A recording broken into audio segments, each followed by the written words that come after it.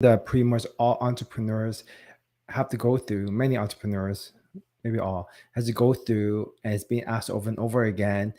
And that question is, how, when I do a startup or do a business, how much shares should I take, or how much ownership do I take? And I used to think that I used to do a lot of research onto it and read a lot of opinion, but actually going through it, I have a simple framework and mindset how you can think about it. So, um, number one is that you shouldn't look things up. If you look things up, I mean, you shouldn't go with the standard. There's a standard of what percentage you should take for what position and whatnot.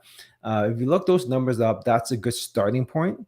But there's other kind of questions that you need to ask to really think about it correctly. So I think number one thing you can ask yourself is, do you actually want, is this the best thing for you?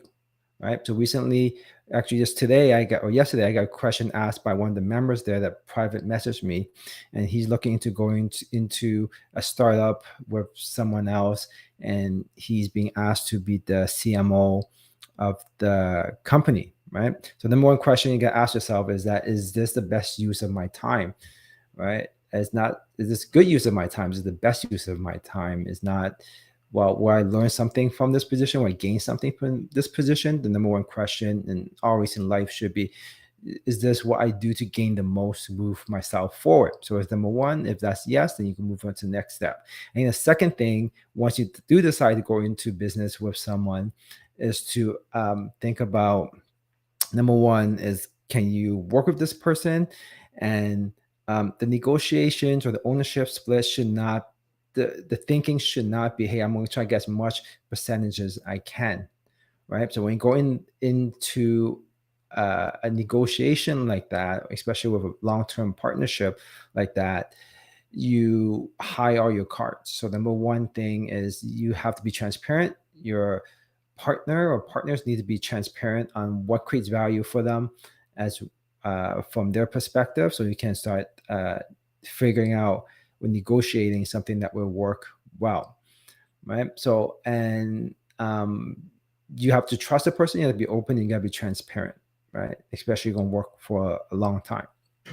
And the way you split it, it should be based on fairness and motivation, right? So go in and figure out, okay, so in the next 3 years, what needs to actually be done for this company, the startup, to be successful? That's number one, right? So list all those things up, and then figure out how to split the shares, or how to split the ownership, how to split the compensation in a way that it motivates everyone.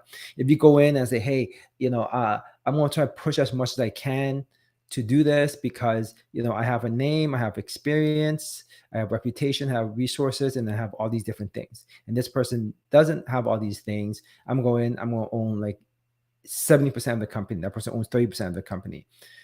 And then when you start the company, and it starts, and that person actually does 80% of the work, and you do 20% of the work, there'll be, even though you negotiate a great deal for yourself, that partner is not motivated to continue, because, well, I'm doing all the hard work, and this person gets 80% of the company, I'm doing all this hard work, or you get 70% of the company, I'm doing all this hard work. I don't think it's fair, right? And that person is demotivated. So I think the most important thing when you kind of negotiate is figure out what needs to be done, number one, and number two is how to motivate the person that is fair. I mean, motivation and fairness come hand in hand. Both sides need to figure out, or all sides need to figure out, hey, this is fair, right? And then the third thing, and it's not always going to work out as you envision at the beginning. So get ready for some adjustments needs to be made.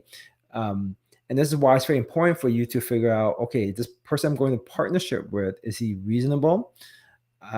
When these things come up, and they will come up, when we have to negotiate ownership, to negotiate the compensation, that there will be a fair discussion, right? And if the answer is no, then you're gonna have a lot of issues when, after 6 months or 1 year, you start renegotiating or relocating, and that person, you just can't talk to that person, and there'll be a lot of disputes and fights. I think the third thing is vesting, right? Don't start off the company and figure out, okay, because I came to the idea I'm gonna own 60% of it, or we came to the idea each of us will own 33% of the company, and so on. And then so what you want to do is you want to invest. I think that's a very important thing to think about and to have. Is like, okay, this needs 3 years, so every year we're 33% of the company. First year I'm going to do this much of work, I'm going to get 10%. You're going to do this much, you're going to get 3%. You're going to do this much, you're going to get 20% of the company, right?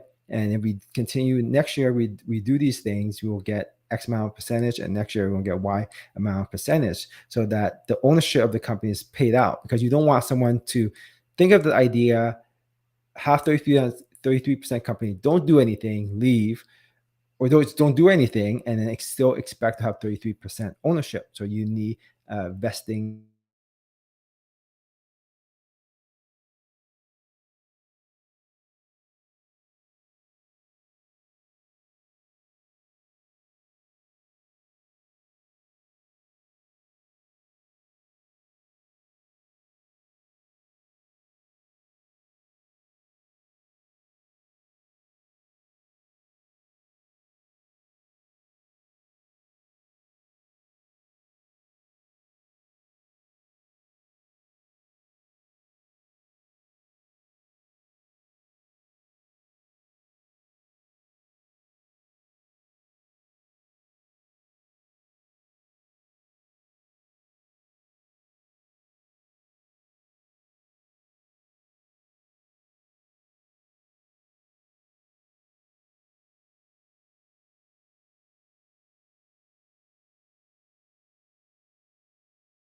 experience is, and what other ideas that you have about splitting up the ownership of a startup.